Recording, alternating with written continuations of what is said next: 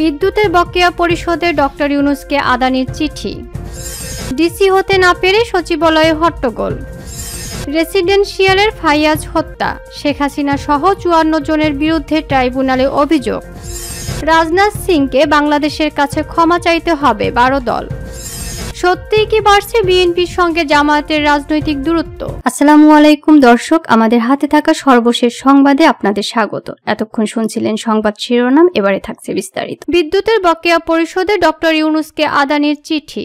বিদ্যুৎ সরবরাহ বাবদ বাংলাদেশের কাছে পাওনা অর্থ চেয়ে অন্তর্বর্তী সরকারের প্রধান উপদেষ্টা ডক্টর মোহাম্মদ ইউনূসের হস্তক্ষেপ চেয়েছেন আদানি গ্রুপের চেয়ারম্যান গৌতম আদানি। ভারতীয় গণমাধ্যম হিন্দুস্তান টাইমসের এক প্রতিবেদনে এ খবর প্রকাশ করা হয়েছে। এতে বলা হয়, গৌতম আদানির ডক্টর মোহাম্মদ ইউনূসের কাছে বাংলাদেশে বিদ্যুৎ সরবরাহ বাবদ বকেয়া অর্থ পরিশোধের অনুরোধ করেছেন। বাংলাদেশ বিদ্যুৎ উন্নয়ন বোর্ডের কাছে আদানি গ্রুপের পাওনা $৮০ কোটি।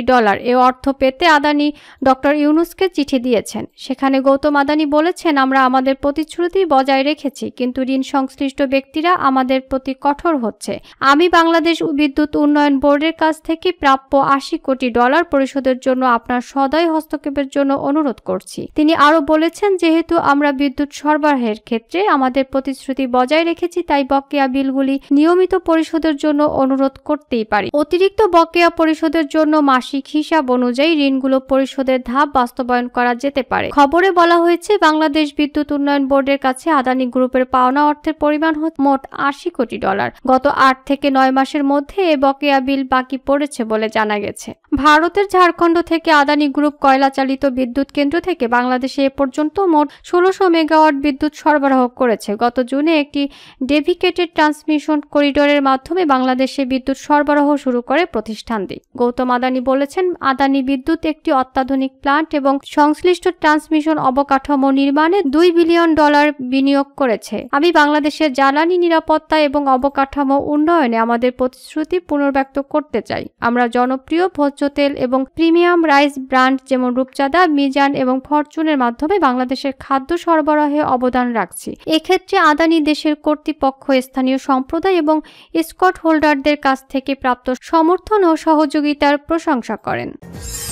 ডিসি হতে না পেরে সচিবালয়ে হট্টগোল। সোমবার এবং মঙ্গলবার দুদিনে দেশের ৫৯ জেলায় নতুন জেলা প্রশাসক ডিসি নিয়োগ দিয়েছে অন্তর্বর্তীকালীন সরকার। এ পদে নিয়োগের ক্ষেত্রে বঞ্চিত হওয়ার অভিযোগ তুলে হট্টগোল করেছেন উপসচিব পর্যায়ের একদল বিক্ষুব্ধ কর্মকর্তা। মঙ্গলবার ১০ সেপ্টেম্বর দুপুরে জনপ্রশাসন মন্ত্রণালয় যুগ্ম সচিব KM আলী আজমের কক্ষে হট্টগোল করেন তারা। জানা গেছে, বিগত আওয়ামী লীগের সরকারের আমলে পদোন্নতি বঞ্চিত ছিলেন এসব কর্মকর্তারা। অন্তর্বর্তীকালীন সরকার সম্প্রতি তাদের উপসচিব পদে পদোন্নতি দিয়েছে। ডিসি হওয়ার জন্য তাদের প্রত্যাশা ছিল। সোমবার দেশের ২৫ জেলায় নতুন ডিসি নিয়োগ দেওয়া হয়। আজ মঙ্গলবার আরও ৩৪ জেলায় নতুন ডিসি নিয়োগ হয়। তালিকায় নাম না দেখে হতাশ হয়ে হট্টগোল করেন তারা। এর আগে গতকাল সোমবার ৯ সেপ্টেম্বর ঢাকা, সিলেট, বগুড়া, গোপালগঞ্জ সহ দেশের ২৫ জেলায় নতুন জেলা প্রশাসক ডিসি নিয়োগ দেয় অন্তর্বর্তী সরকার। জনপ্রশাসন মন্ত্রণালয়ের মাঠ প্রশাসন শাখা থেকে এক প্রজ্ঞাপনে এ পদায়নের কথা জানানো হয়। শেখ হাসিনা সরকারের পতনের পর গত ২০ আগস্ট এসব জেলার ডিসিদের প্রত্যাহার করে তাদের বিভিন্ন মন্ত্রণালয় ও দপ্তরে বদলি করা হয়। তার কয়েকদিনের মধ্যে মোট ৫৯ জেলায় নতুন ডিসি নিয়োগ দিল সরকার। মন্ত্রিপরিষদ বিভাগের উপসচিব তানভীর আহমেদকে ঢাকার জেলা প্রশাসক ও জেলা ম্যাজিস্ট্রেট করা হয়েছে। অর্থনৈতিক সম্পর্ক বিভাগের সংযুক্ত মোহাম্মদ কামরুল হাসান মোল্লাকে ফরিদপুরের জেলা প্রশাসক ও জেলা ম্যাজিস্ট্রেট করা হয়েছে। এছাড়া জনপ্রশাসন মন্ত্রণালয়ের উপসচিব হোসনা আফরোজা হয়েছেন বগুড়া জেলার প্রশাসক এবং জেলা ম্যাজিস্ট্রেট। আর গোপালগঞ্জের জেলা প্রশাসক ও জেলা ম্যাজিস্ট্রেটের দায়িত্ব পেয়েছেন ঢাকা জজ অফিসের পরিচালক মোহাম্মদ কামরুজ্জামান। রেসিডেন্সিয়ালের ফাইয়াজ হত্যা, শেখ হাসিনা সহ ৫৪ জনের বিরুদ্ধে ট্রাইব্যুনালে অভিযোগ। শিক্ষার্থীদের আন্দোলনে গত ১৮ জুলাই পুলিশের গুলিতে রেসিডেন্সিয়াল মডেল কলেজের ছাত্র ফারহান ফাইয়াজ হত্যার ঘটনায় শেখ হাসিনা সহ ৫৪ জনের বিরুদ্ধে হত্যা, গণহত্যার অভিযোগ দায়ের করা হয়েছে। মঙ্গলবার ফারহানের বাবা শহীদুল ইসলাম ভূঁইয়া আন্তর্জাতিক অপরাধ ট্রাইব্যুনালের তদন্ত সংস্থা বরাবর এ অভিযোগ দাখিল করেন। এ নিয়ে ট্রাইব্যুনালের সাবেক প্রধানমন্ত্রী শেখ হাসিনার বিরুদ্ধে ১২টি অভিযোগ দেওয়া হলো। মামলার অন্য আসামিরা হলেন আওয়ামী লীগের সাধারণ সম্পাদক মন্ত্রী ওবায়দুল কাদের, সাবেক আইনমন্ত্রী আনিসুল হক, ব্যারিস্টার ফজলে নূর তাপস, জাহাঙ্গীর কবির নানক, শেখ ফজলে পরশ, ছাত্রলীগ সভাপতি সাদ্দাম হোসেন, সাধারণ সম্পাদক ওয়ালি আসিফ ইনান, পুলিশ কর্মকর্তা বিপ্লব কুমার সহ 54 জন। তাদের বিরুদ্ধে হত্যা, গণহত্যা সহ মানবতা বিরোধী অপরাধ সংগঠনের অভিযোগ আনা হয়েছে। নিহত ফারহান ফাইয়াজের বোন সাইমা ইসলাম ফারিন বলেন, আমি আদালতে এসেছি আমার ভাইয়ের হত্যার যেন বিচার হয়, এই বিচার যেন ঝুলে না থাকে। ভাইয়া আমাদের ছেড়ে চলে যাওয়ার পর আমি আর সাধারণ জীবনযাপনে ফিরতে পারিনি। প্রতিটি মুহূর্ত, প্রতিটি ক্ষণে ভাইয়ের স্মৃতি ভেসে ওঠে। ভাইয়ের জন্য আমার মন সারাক্ষণ কাঁদে। এখন পর্যন্ত আমার পড়ালেখা শুরু করতে পারিনি। আসামিদের পরিকল্পনা ও নির্দেশে অন্য আসামিরা বৈষম্য বিরোধী আন্দোলনকারীদের সমূলে বা আংশিক নির্মূল করার উদ্দেশ্যে দেশীয় ও আগ্নেয়াস্ত্র দ্বারা নির্বিচারে গুলিবর্ষণ করে সাধারণ নিরীহ নিরস্ত্র ছাত্র জনতাকে হত্যা, নির্যাতন, আটক, গুম করার অংশ হিসেবে বৈষম্য বিরোধী আন্দোলনকারী মোহাম্মদ ফারহানুল ইসলাম ভূঁইয়া ওরফে ফারহান ফাইয়াজকে গুলি করে হত্যা করার মাধ্যমে গণহত্যা ও মানবতা বিরোধী অপরাধ সংগঠন করার অভিযোগ। আন্তর্জাতিক অপরাধ ট্রাইব্যুনালের তদন্ত সংস্থায় কোঅর্ডিনেটর বরাবর এই অভিযোগ দায়ের করা হয়েছে। আন্তর্জাতিক অপরাধ ট্রাইব্যুনাল আইন 1973-এর 8 ধারা অনুযায়ী আসামিদের বিরুদ্ধে তদন্তপূর্বক ব্যবস্থা গ্রহণের আবেদন করা হয়েছে। অভিযোগে বলা হয়, গত 18 জুলাই রাজধানীর ধানমন্ডি এলাকায় সকাল থেকে 27 নম্বর এলাকায় রাপা প্লাজার সামনে মূল সড়কের কোটা সংস্কারের দাবিতে আন্দোলনকারী শিক্ষার্থীদের অবস্থান নিয়ে বিক্ষোভ শুরু করেন। সেখানে ধানমন্ডি এলাকার কয়েকটি শিক্ষা প্রতিষ্ঠানের শিক্ষার্থীরা অংশ নেন। আন্দোলনকারীদের সঙ্গে মোহাম্মদ ফারহানুল ইসলাম ভূঁইয়া ওরফে ফারহান ফাইয়াজও অংশ নেয়। সকাল থেকে কোটা সংস্কারের দাবিতে আন্দোলনকারীদের উপর আইনশৃঙ্খলা বাহিনীর সদস্য, আওয়ামী লীগ, যুবলীগ, ছাত্রলীগ, স্বেচ্ছাসেবক লীগের নেতাকর্মীরা হামলা চালায়। দফায় দফায় সংঘর্ষ শুরু হয়। সেই সংঘর্ষে ঢাকা রেসিডেন্সিয়াল মডেল কলেজের এসএসসি 25তম ব্যাচের শিক্ষার্থী মোহাম্মদ ফারহানুল ইসলাম ভূঁইয়া ওরফে ফারহান ফাইয়াজে দুপুরে গুলিবদ্ধ হন। ফারহানের বন্ধুরা গুলিবিদ্ধ অবস্থায় তাকে লালমাটিয়া অবস্থিত সিটি হাসপাতালে নিয়ে গেলে কর্তব্যরত চিকিৎসক তাকে মৃত ঘোষণা করেন। 23 থেকে 54 ক্রমিক নম্বর আসামিরা 18 জুলাই দেশীয় আগ্নেয়াস্ত্র নিয়ে ঘটনাস্থলে উপস্থিত থেকে সরাসরি কোটা সংস্কারের দাবিতে আন্দোলনকারী শিক্ষার্থীদের উপর হামলা ও গুলিবর্ষণ করেন। এরই পরিপ্রেক্ষিতে মোহাম্মদ ফারহানুল ইসলাম ভূঁইয়া ওরফে ফারহান ফাইয়াজ সেদিন গুলিবিদ্ধ হয়ে মারা যান। রাজনাথ সিংকে বাংলাদেশের কাছে ক্ষমা চাইতে হবে 12 দল। বাংলাদেশ নিয়ে কোনো রকম ষড়যন্ত্র বা হুমকি বরদাস্ত করা হবে না বলে হুঁশিয়ারি দিয়েছেন 12 দলীয় জোটের শীর্ষ নেতারা। তারা বলেছেন, ভারতের প্রতিরক্ষা মন্ত্রী রাজনাথ সিং বাংলাদেশ নিয়ে যে ভাষায় বক্তব্য দিয়েছেন সেজন্য তাকে ক্ষমা চাইতে হবে। মঙ্গলবার 10 সেপ্টেম্বর দুপুরে রাজধানী জাতীয় প্রেস ক্লাবের সামনে 12 দলের উদ্যোগে বাংলাদেশের স্বাধীনতা সার্বভৌমত্বের বিরুদ্ধে ভারতের প্রতিরক্ষা মন্ত্রী রাজনাথ সিং এর আগ্রাসী হুমকির প্রতিবাদে এক বিক্ষোভ সমাবেশে নেতারা এসব কথা বলেন। সমাবেশ শেষে প্রেস ক্লাব চত্বরে একটি সংক্ষিপ্ত মিছিল বের করেন নেতারা বলেন, ভারতের আগ্রাসী নীতির ফলে প্রতিবেশী সবগুলো দেশের সঙ্গে দূরত্ব সৃষ্টি হয়েছে। পাকিস্তান, নেপাল, শ্রীলঙ্কা, মালদ্বীপ, আফগানিস্তান কেউই ভারতকে বিশ্বাস করে না। সবাই এখন ভারতের অবিবেচক ও নেতিবাচক আচরণে অতিষ্ঠ। ভারতের পুতুল শেখ হাসিনা সরকারের কারণে বাংলাদেশ নিয়ন্ত্রণে থাকলেও বাংলাদেশের জনগণ ভারতের উৎপীড়নে ক্ষুব্ধ ছিল। তারা বলেন, খুনি হাসিনা গণ অভ্যুত্থানের মাধ্যমে দেশ ছেড়ে পালিয়ে ভারতে আশ্রয় নিয়ে বাংলাদেশের জনগণের কাছে ভারত আরও দৃঢ়ভাবে বৈরী রাষ্ট্রে পরিণত হয়েছে।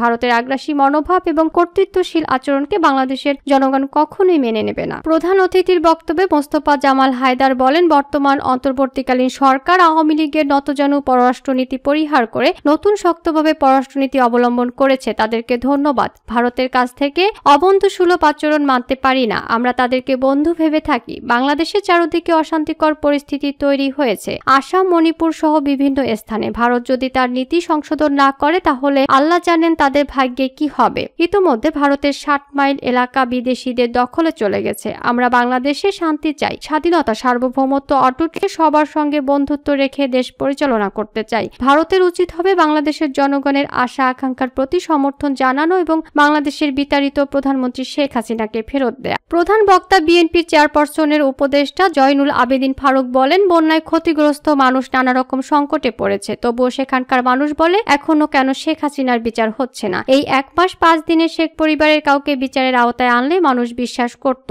আমরা আপনাকে বিশ্বাস করি, জনগণ বিশ্বাস করে, কিন্তু তারা প্রশ্ন তুলছে স্বরাষ্ট্র উপদেষ্টাকে বলবো অপরাধীরা কোথায়, ভারতের প্রতিরক্ষা মন্ত্রীকে বলবো আপনারা মন্ত্রী, আমিও কিন্তু স্বাধীন বাংলাদেশের নাগরিক, আপনি যে বক্তব্য দিয়েছেন সেজন্য আপনাকে ক্ষমা চাইতে হবে। বাংলাদেশের মানুষের মন বড়, তারা ক্ষমা করতে জানে, সুতরাং বাংলাদেশ নিয়ে তাচ্ছিল্য করে বক্তব্য দেবেন না, সেটা কেউ মেনে নেবে না।